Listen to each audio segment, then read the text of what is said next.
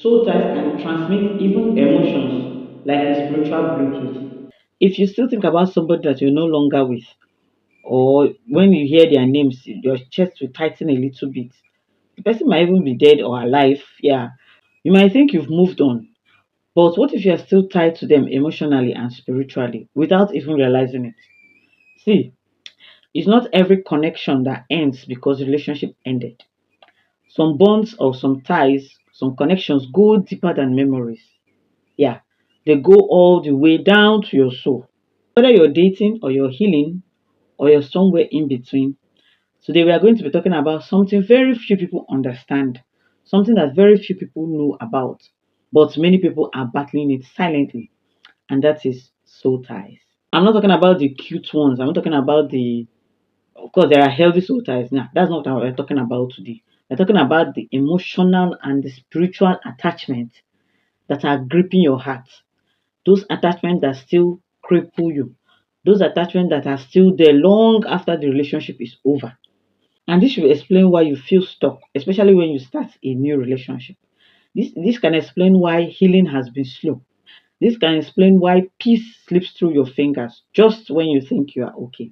So in this video, we're breaking down 10 signs to know that you have an unhealthy soul tie and might not even know it. So if you're tired of calling dysfunction destiny, if you're interested or if you're ready to move forward with clarity, move forward with peace, move forward with freedom, grab your journal and maybe some tissues, because this might be the liberation that you need. This video might be the healing that you don't even know that you needed. Now, the first sign to know that you might have an unhealthy soul tie is you constantly replay memories, even painful ones. You're not just reminiscing, you're not just reliving memories, you are stuck. I mean, what you went through with them is always in your mind, even those painful ones. You're watching the same mental videos, even the arguments, even the regrets, even the pain they caused you, the emotional turmoil they passed you through, the trauma and all. If the past feels more vivid than your present, that is not nostalgia. That is a soul tie that is pulling you backward. And if you don't take care of it now that you've noticed it, it will affect your life and it will affect your future relationships. Now, the second sign that you have a soul tie is you feel their emotions, even from a distance. I mean, they are not, you people are no more together. Out of nowhere, you start feeling the emotions that you can't explain where they are coming from. You suddenly feel heavy, you suddenly feel angry, or even lustful, or just, feeling a certain kind of way. Emotions that you can't explain where it's coming from. And once you're feeling this way, you suddenly think about them. They suddenly come into your mind. You think it's a coincidence, but it is not. It's not always so. The truth is that soul ties can transmit even emotions like a spiritual Bluetooth. Even when they are miles away from you, you still feel it. That is a tie. It's not just a coincidence. Now, the third sign to know that you have an unhealthy soul tie is they still influence your choices. They still influence your decisions. They still influence what you do. I mean, you are single, but you're still mentally editing your life to please them. They're no longer in the picture, but you're still auditing your life mentally, editing your life so that you will please them. You are shaping your appearances, you're shaping your decisions, even the way you speak, even your dreams, even your aspiration. You shape it around somebody that is no longer in the picture, around somebody that you're no longer together with. One of the dangers of soul tie is that it gives somebody authority over your heart, over your actions, over your behavior, even over your emotions, even when they are no longer with you. They are no longer in your life. Now, the fourth sign to know that you have a soul tie is you feel stuck in circles and you can't explain why. I mean, you are dating somebody else, yeah, you're in a relationship with another person, but the relationship or all your relationships always end the same way, ends the same way, the same, there's a pattern or there's a circle. You will start after a while, you will break up, and you break up because of something that is flimsy or even something that is, familiar. There's this pattern of crash, a familiar pattern of pain, like you're living the same breakup over and over. You try so hard, you try everything possible to, get rid of that feeling, to walk into your future, to fly high. But your soul is still chained to your past. Your soul is still chained to them. Know that soul ties does not just affect your heart. They shape your future. They shape your actions and shape your decisions. Now, the fifth sign to know that you have an ungodly soul tie is you keep going back even when it's toxic. You keep going back to them. You keep going back to that relationship even when it's toxic. You break up, you pray, you block them, you do all sort of things. But one message from them, you are back into that emotional loop. You're back into that emotional dungeon to start over again. So it's as if your will, that is your soul, your emotion, and your wisdom, they don't align. They never align whenever it comes to them. It's not just chemistry. It is a bondage. So know that recycling relationships, especially those toxic ones that you left before, leads to recycled soul ties. The sixth sign to know that you have an unhealthy soul tie is you have said goodbye, but it still feels unfinished. You have said goodbye, but you've not gotten that closure that you think you need. You cut them off, you deleted the pictures you have together with them, you even forgave them, blocked them, deleted everything about them, even relocated to maybe somewhere else where they don't know you. But you still feel open. It still feels as if they still have a key to your heart. Bear in mind that closure does not come from silence. It comes from severing that tie from the roots. It comes from uprooting it from the root. So that's the only way you can have that closure. That's the only way that's that goodbye that you said can really feel finished. So if what we'll be talking about so far is hitting you, tap that like button so that this video will get to as many people as possible that needs it. Moving on, the seventh sign to know that you have an unhealthy soul tie with somebody is you're obsessed with them. And that obsession is not mutual. You can't stop thinking about them. They are in your dreams, they are in your playlist, they are in your thoughts, they're always in your mind, they're in your imagination. When you look around you, anybody that you see might even look like them.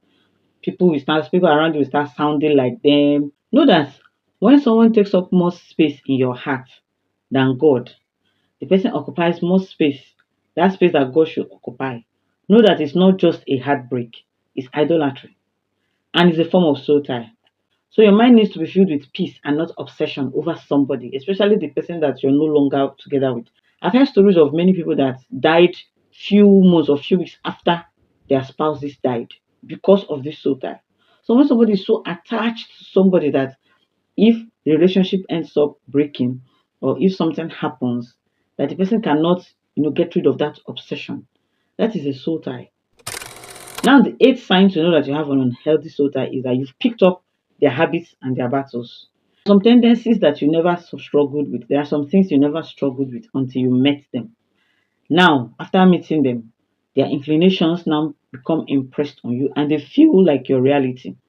Their battles, the things they struggle with, now feel like your own baggage, feel like your own struggle. You pick up their anger, you pick up their language, you pick up their discrepancies, you pick up their behavior, you pick up their limitation, even their problems, and you carry it as if it's your own. It now becomes your reality. Know that soul ties don't just connect, they also transfer. Imagine soul ties to be as a wire. And as a wire does not just connect from point A to B, it also transfers current from point A to B and back. That is how soul ties are.